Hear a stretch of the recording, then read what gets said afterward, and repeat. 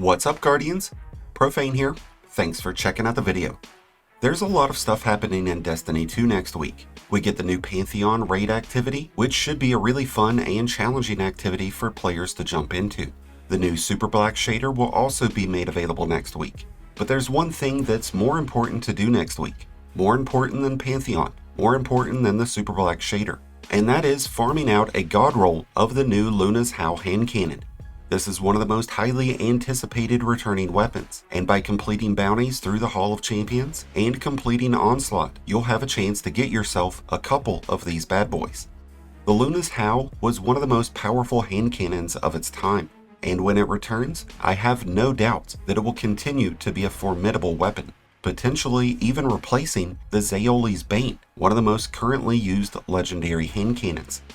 This is a 140 RPM precision-framed solar hand cannon, so it naturally has really good accuracy and great impact, and it has several top-tier trait combinations that will make this a force to be reckoned with, both in the Crucible and in PvE. Like the other Brave weapons, the Luna will include Indomitability, which will grant bonus ability energy based on whether we're using a Darkness or a Light-based subclass. When on Darkness, each final blow will grant 5% melee energy, but when on a light-based subclass, we'll get grenade energy instead. Even though the Luna's Howl is incredibly accurate, it does fall short on range, but with barrel options like small bore or corkscrew rifling, we'd be able to add a good bit of bonus range, while also adding extra stability. We also have hammer forged rifling, which would give the most bonus to range, adding on an extra 10 points. But we wouldn't receive any additional bonuses to the weapon's stability or recoil control.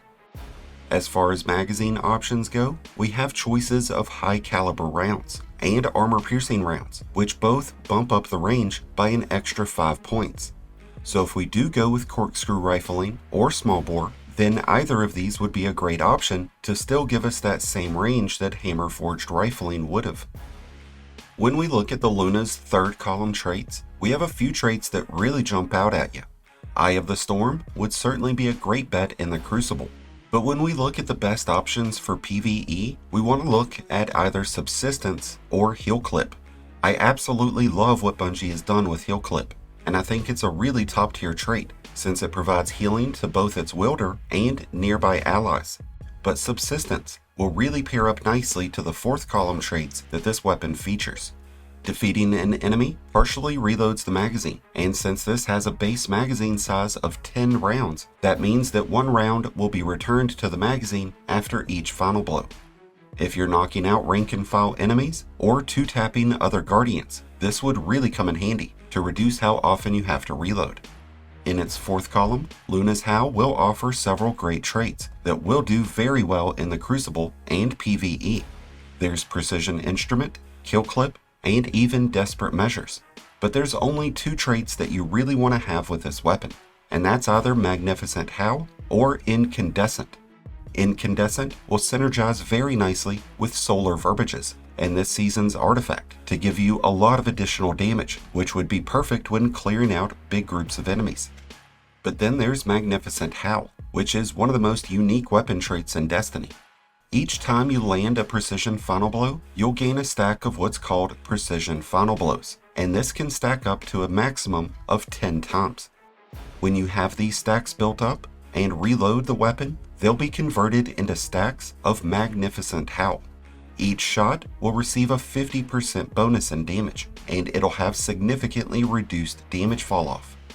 So that's a 50% increase in damage to as many as 10 rounds. A much larger damage bonus than anything else we have options of. If you do have Subsistence, you'll have a much easier time at building up those stacks of precision final blows, since your magazine will be continuously refilled. Precision final blows, while Magnificent Howl rounds are active, will not consume any stacks, allowing you to keep this damage bonus going.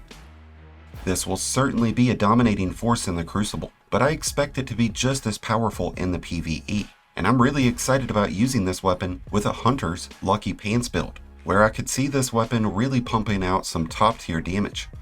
This weapon has all the makings of becoming the new meta hand cannon of Destiny, So if you want to be ahead of the curve, then you'll need to start farming for this new hand cannon as soon as the new week starts. And with that said, that brings us to an end of today's video. But I wish you all the best and luck in your journey out there of getting the Luna's Howl. Let me know your thoughts about this returning weapon down in the comments below. And let us know if you'll be jumping into the new Pantheon activity next week. Thank you as always for checking out the video. If you enjoyed and found it helpful, then be sure to hit that like button below, along with the subscribe button if you're new. Both are greatly appreciated, and both really do help support the channel. If you're a new Light Guardian just starting your journey, or a battle-hardened veteran just looking for a new home, then be sure to check out the Discord link in the description below and join one of the greatest communities in all of Destiny. And until next time, Guardians, this has been Profane, wishing you all some happy hunting.